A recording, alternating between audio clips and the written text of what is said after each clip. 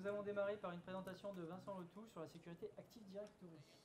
Donc je suis de chez Engie, et vous avez la chance d'avoir entre guillemets en avant-première une présentation que je ferai au First, donc à Porto Rico, donc sur les Active Directory, ayant pour titre comment transformer un point faible en point fort.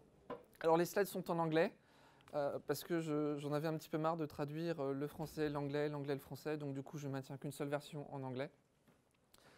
Donc le plan de la présentation c'est assez simple. Pourquoi est-ce que je me suis attaqué au sujet? Ensuite, la situation de l'AD, c'est mal à quel point. Donc je sais que vous avez eu déjà des présentations, mais moi je vais présenter quelque chose un peu plus business et moins forcément technique. La partie surveiller les domaines, donc c'est entre guillemets ce qu'on a fait chez Engie. Et ensuite la dernière partie, une fois que je vous aurai montré des choses un peu terrifiantes, vous allez me demander qu'est-ce qu'on peut faire. Donc la réponse arrivera dans cette partie.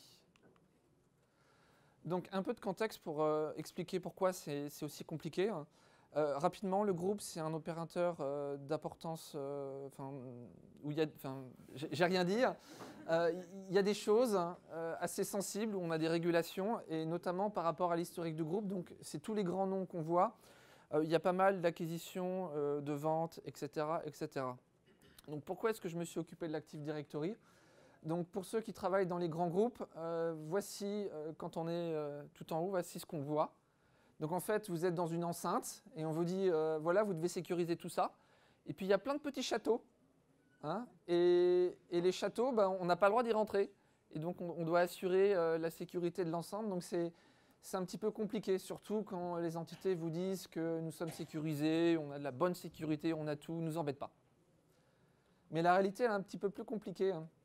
Dans le sens où, dans ces châteaux, il y a des Active Directory, mais ce qui fait le plus peur, c'est que ces Active Directory sont reliés entre eux. Et même, il y a une application critique qui s'appuie sur un AD qu'on ne maîtrise pas, des liens avec des compagnies externes, et puis des trusts, on ne sait pas ce que c'est.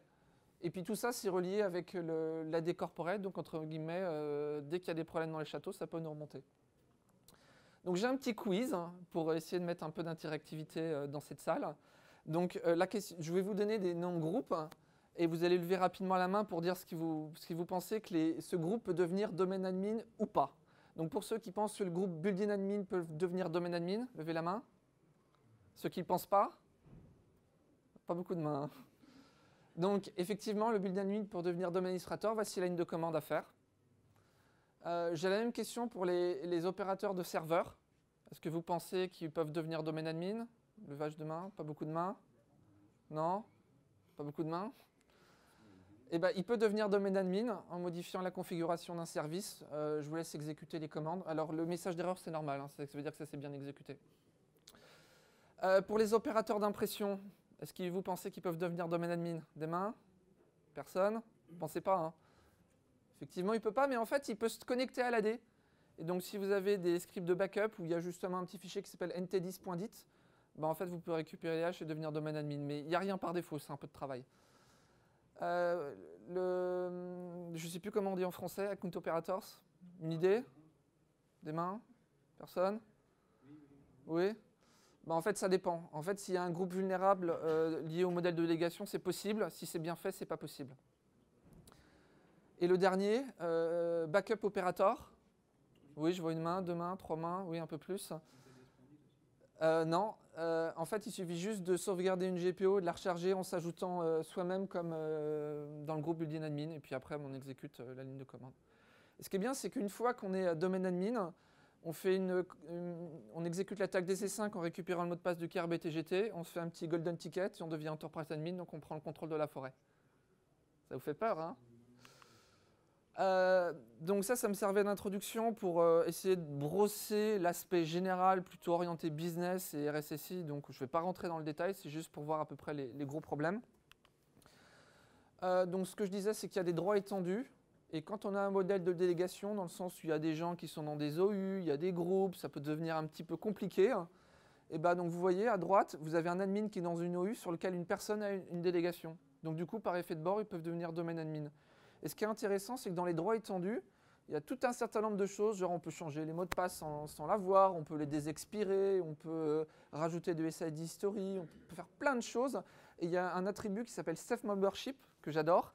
Ça veut dire que si on l'a positionné dans un groupe, on ne fait pas partie de ce groupe, mais on peut s'ajouter à n'importe quel moment. Celui-là, j'adore. Donc le cas typique, c'est pour les utilisateurs du helpdesk. Très clair. Là, je vais essayer de vous expliquer ce que c'est un peu Golden Ticket, pass the hash, overpass the hash, parce qu'il y a plein de choses techniques, c'est un petit peu subtil et ça me sert à introduire le slide qui est après. Donc, cas classique, donc vous êtes devant votre PC, vous vous loguez, vous avez un mot de passe. En interne, donc là j'ai vu un petit t-shirt avec un kiwi, vous avez un hash qui est utilisé par NTLM et ce hash est envoyé directement au serveur qui lui ensuite fera plein de trucs pour vous authentifier. Kerberos, c'est un petit peu plus compliqué, dans le sens où à partir du mot de passe, on fait aussi des hashes.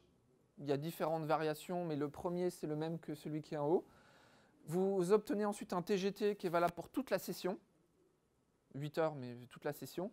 Et ensuite, à chaque fois que vous vous connectez à un service, vous obtenez un TGS. Donc pour ceux qui sont techniques, vous tapez Calist pour avoir ceux qui sont en haut, et Calist espace TGT pour avoir celui qui est en bas. Bon, il y a 2-3 trucs qui sont masqués, mais comme ça, c'est concret et vous les voyez.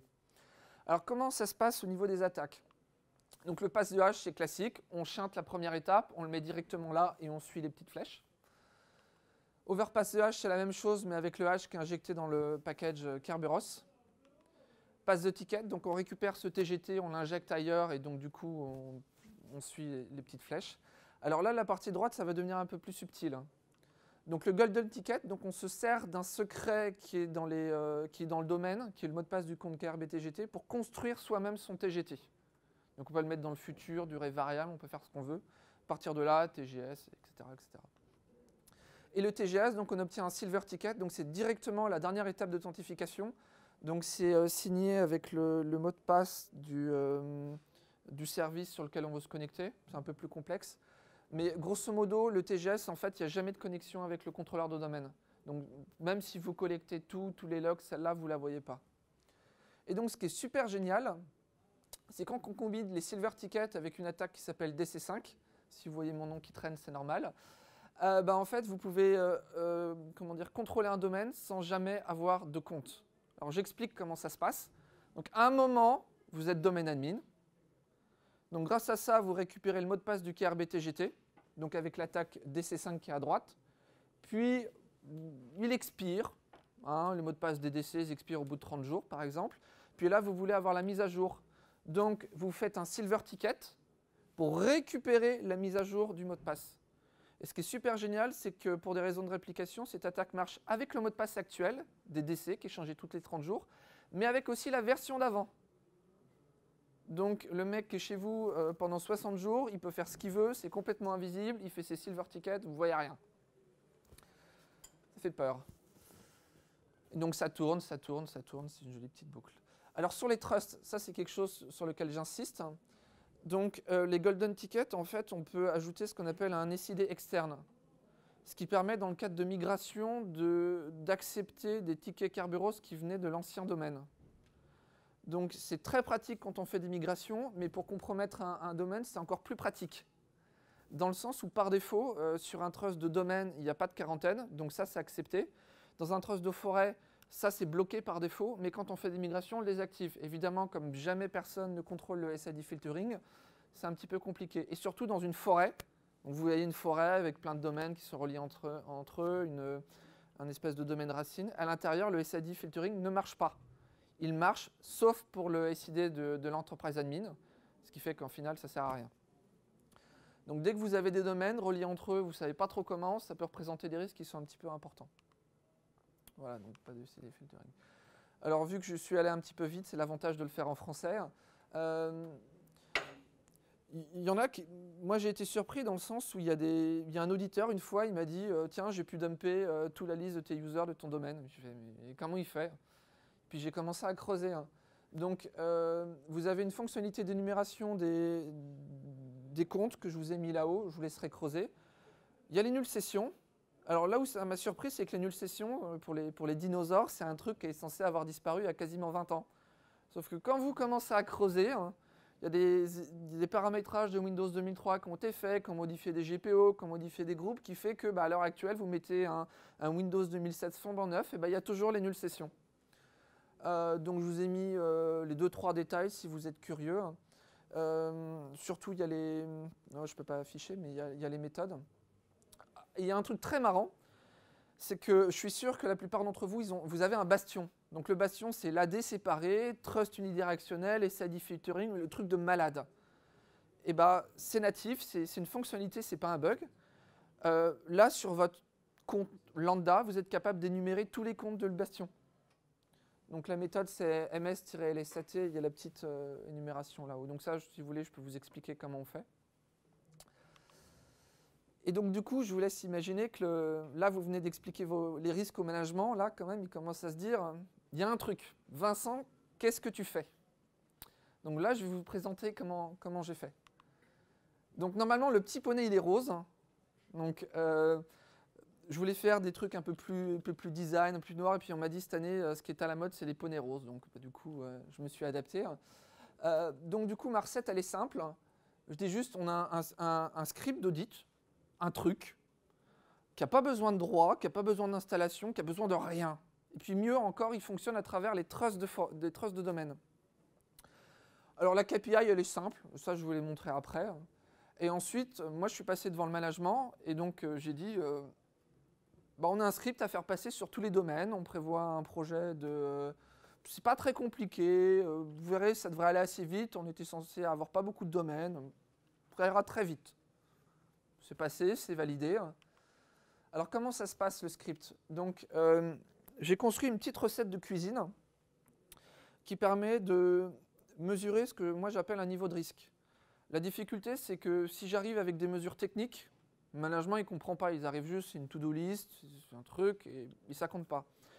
Alors, moi, j'ai rusé. Je me suis dit, derrière l'Active Directory, il y a entre guillemets 4 processus métiers.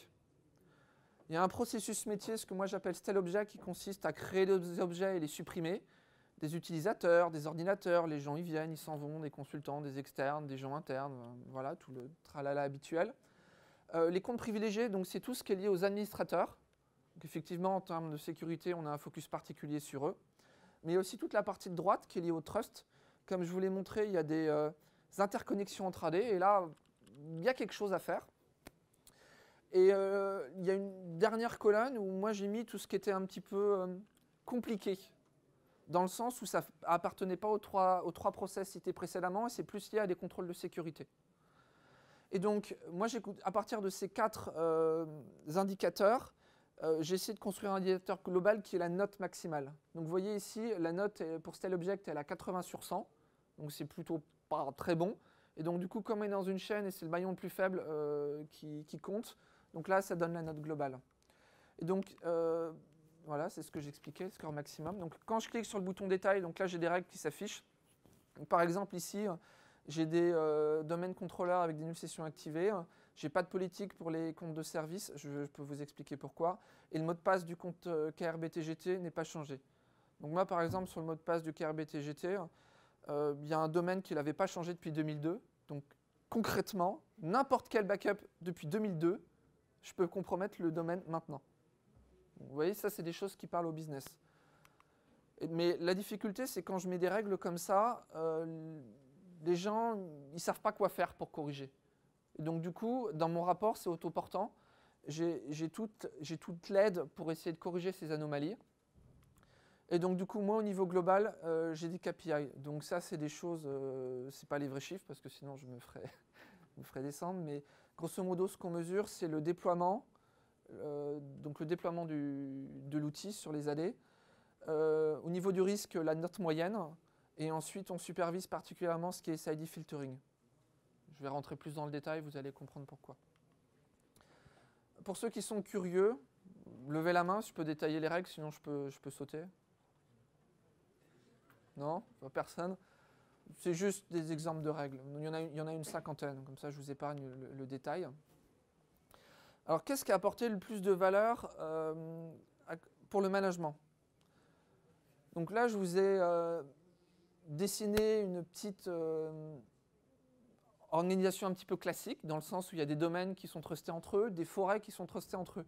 Donc, quand vous avez des liens comme ça c'est des trusts de domaine. Quand vous avez des liens plutôt comme ça, c'est des trusts de forêt.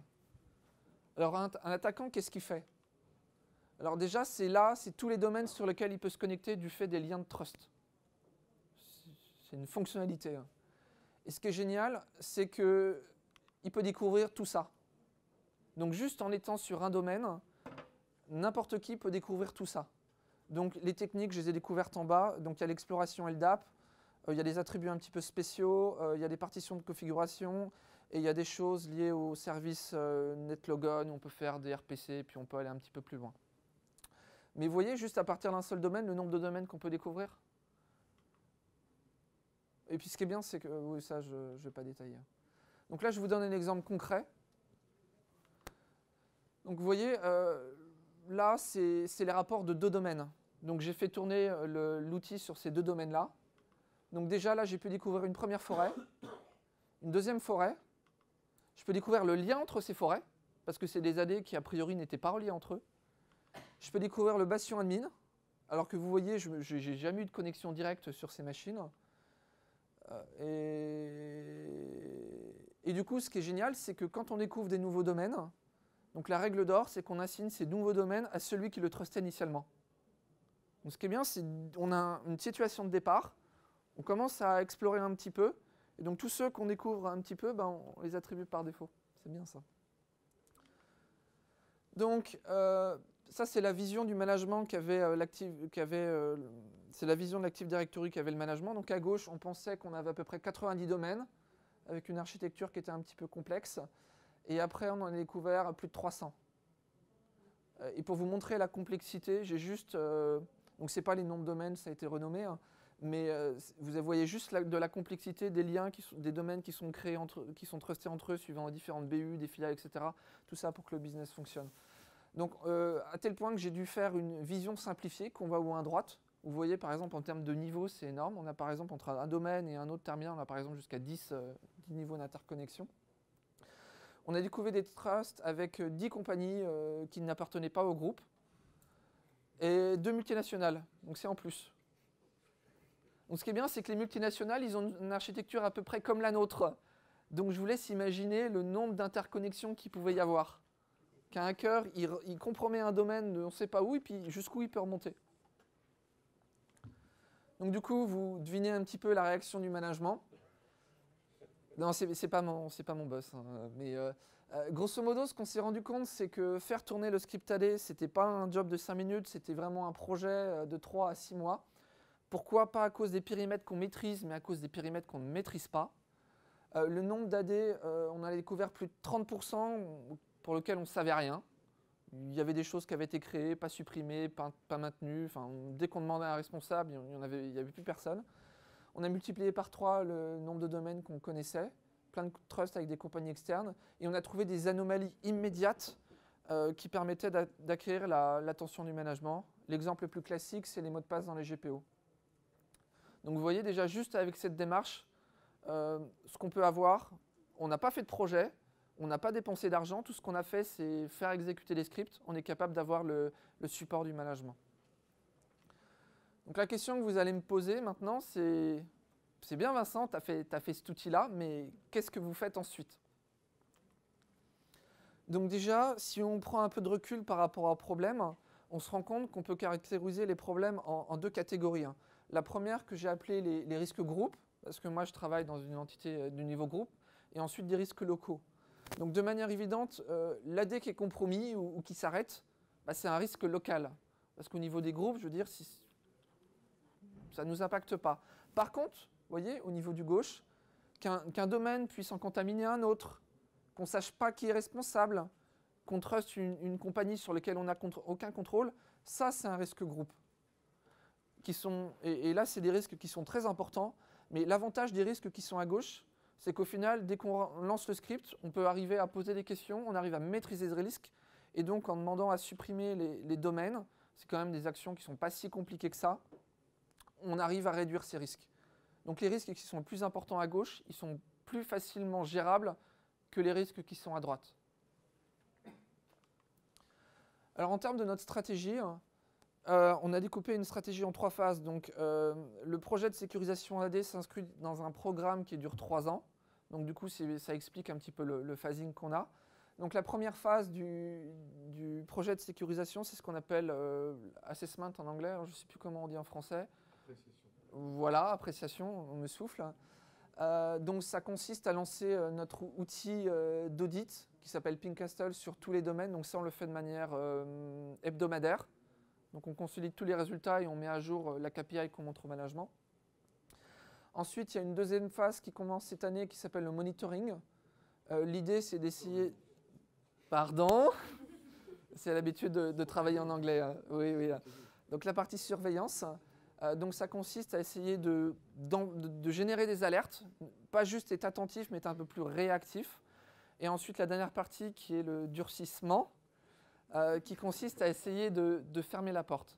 Alors effectivement, ça peut sembler un peu contre-intuitif, dans le sens où en général on fait plutôt de la prévention, donc le durcissement, de la surveillance, donc de la détection, et ensuite plutôt du contrôle continu, plutôt en termes de management. Ça semble être à l'envers, mais au final c'est beaucoup plus simple à gérer comme ça.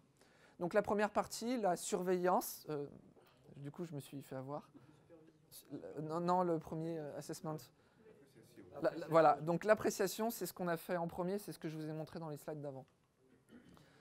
Donc cette appréciation, ça a été transformé en objectif assez simple.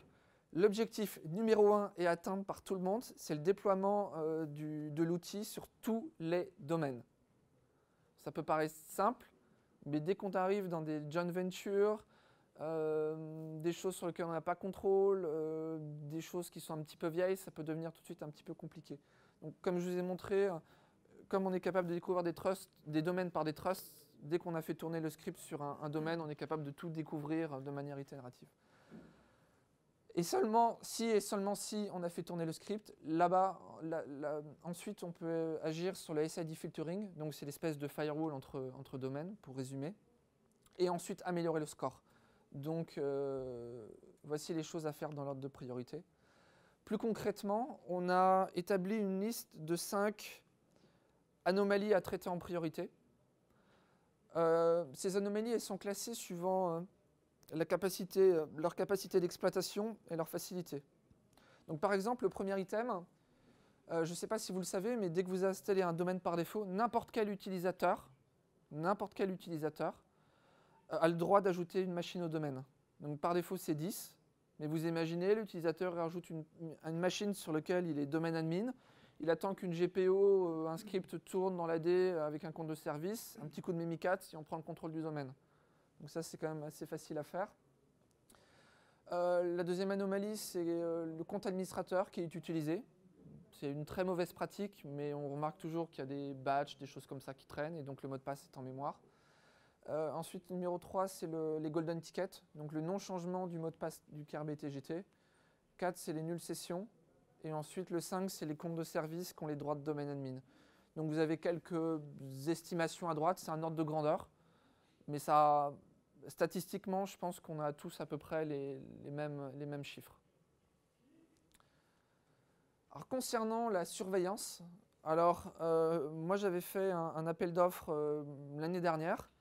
Et en fait, ça s'est révélé un peu plus compliqué que prévu. Donc, parce que dans l'imaginaire collectif, et moi c'était l'idée que je me faisais, on a un problème, on achète un outil sur le marché, et puis le problème est résolu. Mais dès qu'on commence un petit peu à creuser, on se rend compte que les outils répondent à 2 besoins qui sont fondamentalement différents. Le premier besoin, que j'ai appelé en anglais change monitoring, qu'on pourrait traduire par bêtise des administrateurs, consiste à, en cas d'incident, savoir qui c'est, quel compte a fait cette bêtise pour être capable de remonter, et du fait qu'il y ait une surveillance, essayer d'empêcher les bêtises en faisant réfléchir les gens qui seraient susceptibles de la faire. Donc là, c'est la première chose à surveiller. La deuxième partie à droite, que moi j'ai appelée Attack Detection, c'est grosso modo détecter les hackers. Parce que c'est bizarre, hein, toutes les solutions qui sont à gauche, en fait, elles ne vont pas détecter les hackers. Elles vont juste détecter quelqu'un qui s'est rajouté dans le combe admin, et encore, pas toutes les solutions. Mais les vrais hackers, je veux dire les golden tickets, des C5, des synchronisations, des choses très visibles, les solutions de gauche ne les voient pas. Donc là, c'était mon étude de marché, mais ensuite, on a identifié ce que moi j'ai appelé un monitoring gap, donc c'est une espèce de gros trou, dans le sens où on s'était posé une question. On prend un outil, que ce soit c'est CyberArk PTA ou du Microsoft ATA à droite, et puis on se prend une des solutions à gauche, et puis on veut répondre à la question, qui c'est qui s'est logué sur cette machine? Ou autre chose, hein. Et on se rend compte que ces solutions ne sont pas complémentaires. Il y a des petites choses qui ne sont pas faites au milieu. Donc je vais vous donner un exemple. Ça vient d'un de nos domaines. Donc il y a une bêtise assez classique qui a été faite. Donc c'est un administrateur qui a mis son compte personnel dans le groupe domaine admin. Donc ce qu'on voit, c'est du fait qu'il y ait un script de login et qu'il soit mis dans une OU sur lequel le helpdesk avait une certaine délégation. En fait, tout le helpdesk pouvait devenir domaine admin. On a remarqué des problématiques liées à la propriété de compte de service qui est liée à faire le provisioning. Je peux vous expliquer ensuite comment ça a été fait. Mais ce qu'on se rend compte, c'est que si j'avais pris une ou plusieurs solutions dans la page précédente, ce trou, on n'aurait pas été capable de le découvrir. Donc effectivement, je cite l'outil qui a été fait par les gens d'Alcide, qui s'appelle AD Control Pass, mais il y a aussi un descendant qui existe, qui est plus connu, qui s'appelle Bloodhound. Je peux vous poser du coup la même question. Qui c'est qui peut prendre le compte du PDG? Donc là, je vous mets au défi. Je vous mets au défi de répondre à cette question, mais moi, par exemple, j'ai mis. Ça, c'est ma sauce personnelle. Donc j'ai mon petit outillage qui me permet de répondre à cette question. Et donc du coup, sur la surveillance, peut se poser la question de, on a beaucoup de domaines, on a beaucoup de produits installés, minimum a priori 2, un pour surveiller les bêtises des admins, un pour surveiller les hackers, mais on n'a pas assez de budget.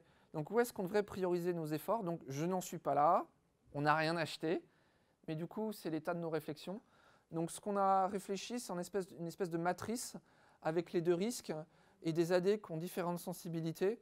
Donc typiquement le Bastion, où nous on a des AD sur lesquels sont portées les applications centrales du groupe, ou d'autres AD où il y a l'essentiel des utilisateurs. Et ce qu'on se rend compte, c'est que pour ces différents domaines, ce n'est pas forcément toutes les solutions qui pourraient correspondre le mieux aux besoins. Du coup, c'est juste une piste de réflexion. Alors concernant le durcissement, donc la plupart d'entre vous connaissent les outils Mimikatz, qui fait par exemple du Golden Ticket ou l'attaque DC5 dont j'ai parlé. Vous pouvez aussi connaître les attaques PowerShell, donc avec par exemple le module de PowerSplot qui s'appelle Invoke Mimikatz ou PowerShell Empire, ou encore l'outil PyToresponder, notamment utilisé par Cogiceo. Donc ça, c'est un peu du grand classique. Mais ce que l'hacker vous prépare, c'est un peu plus compliqué, hein. Dans le sens où Benjamin, il crée un espèce de Mimikatz 2 qui s'appelle Kekeo, qui contient pas mal de fonctionnalités comme Net5, qui est la variante de DC5, mais sur le RPC du NetLogon, qu'aucun produit ne détecte. Même chose avec un service où on peut changer le mot de passe sans rien. On peut faire avec une carte à puce l'authentification dans le futur. Donc c'est bien quand on fait du piratage de session terminal serveur. Benjamin avait préparé une fonctionnalité qu'il a retirée, mais moi je vous dis qu'elle existe, qui s'appelle Kerbstorm. Grosso modo, vous faites un déni de service sur l'AD. Donc vous faites un ticket un peu spécial dans le futur, et tant que cette date ne s'est pas passée, il n'y a plus aucune authentification Kerberos qui n'est acceptée. Vous avez aussi les attaques sur terminal serveur. Donc là, il faut juste suivre Gentil Kiwi sur Twitter. Et une petite contribution personnelle, il y a l'attaque DC5 et Golden Ticket qui ont été faits en C#, donc en PowerShell, donc ça évite les détections des antivirus. D'autres idées d'attaque que je n'ai pas eu le temps d'implémenter, c'est en fait on peut bypasser le SID filtering d'une forêt en abusant des SID historiques qui sont déjà en place mais pas nettoyés. C'est juste que je n'ai pas eu le temps de faire la preuve de concept. Donc là, c'est ce qu'on nous prépare. Et donc du coup, la question c'est comment est-ce que vous pouvez vous durcir contre ça? Là, je vous avoue, j'ai pas beaucoup d'idées. Alors c'est vrai, quand on voit des fournisseurs, par exemple Microsoft, on nous parle d'une fonctionnalité Credential Guard qui consiste à déplacer certains secrets dans une machine virtuelle séparée.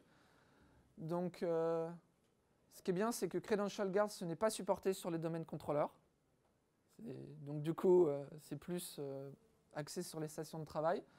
Il y a une notion de Red Forest qui consiste à ne donner les droits administrateurs que temporairement. Bastion admin, authentification de facteurs, donc il y a pas mal de solutions.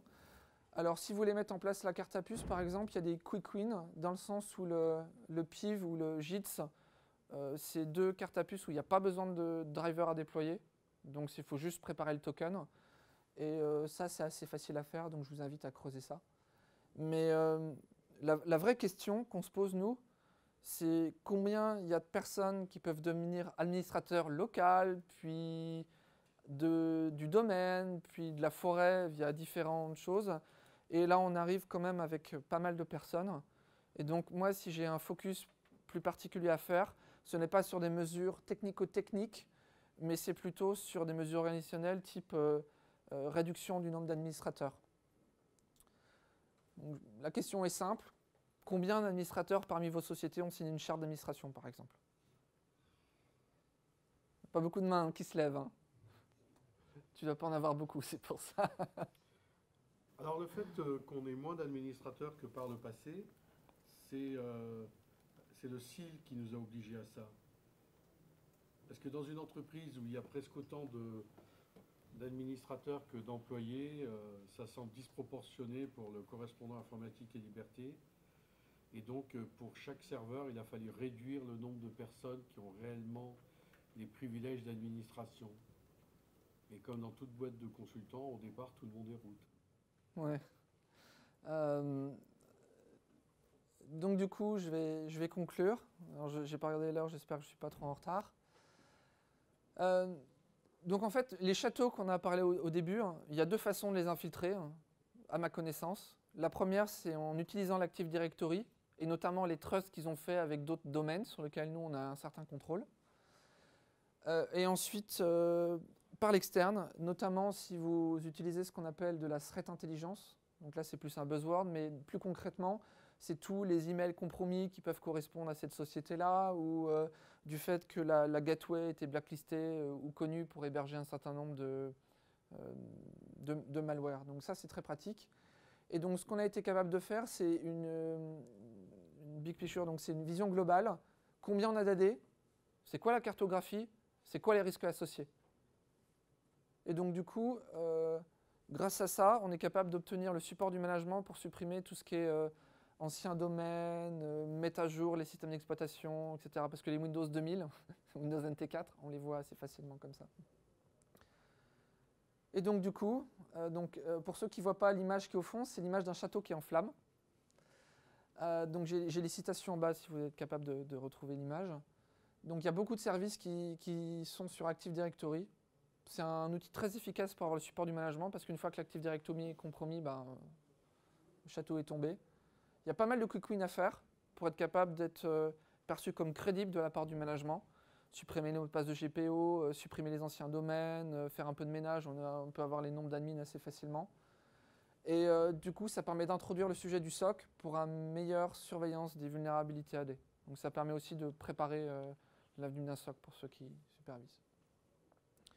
Donc j'ai mis l'URL de l'outil qui est mis en public. Donc j'attends vos commentaires si vous voulez essayer. Et puis donc pour ceux qui dormaient, j'espère que vous avez compté le nombre de poneys. On gagne quelque chose? Non. Je les ai comptés avant, donc si vous n'avez pas de questions, vous pouvez toujours essayer de répondre au nombre de poneys. Il y en a moins. Question. On va poser la question de Ruf. C'est quoi la licence du coup? Vous avez mis en public, mais c'est quoi la licence? Alors c'est un petit peu compliqué, hein, parce que j'avais mis un outil en open source une fois, et j'ai une très mauvaise expérience dessus. Hein. Donc, j'ai choisi de mettre l'outil en gratuit dans le sens où tout le monde peut en profiter. Mais en fait, sur l'outil, il y a plus de 6 mois de développement à plein temps. Il y a tout l'investissement d'Engie et d'autres sociétés. Donc, la condition que je mets, c'est que la propriété du code source soit limitée à moi. Donc, c'est moi qui passais, ça me paraît être un échange. Le droit d'auteur qui est incessible dans la législation française ne nécessite pas de précaution particulière. Tu restes l'auteur de ton outil, quoi que tu fasses, et toi qui le comprends. C'est l'évolution qui en vient après. C'est pour ça que je dis que j'ai eu pas mal de problèmes.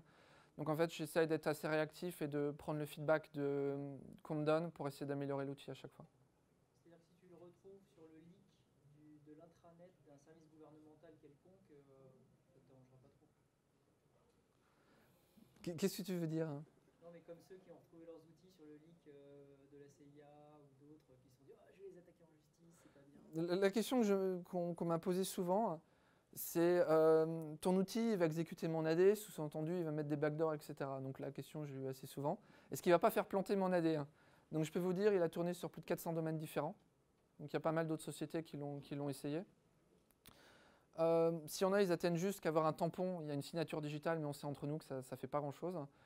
Par contre, le code est écrit en C#, donc c'est assez facilement regardable. Mais je ne vous l'ai pas dit, vous n'avez pas le droit de le regarder, mais c'est assez clair. Non, il est compilé.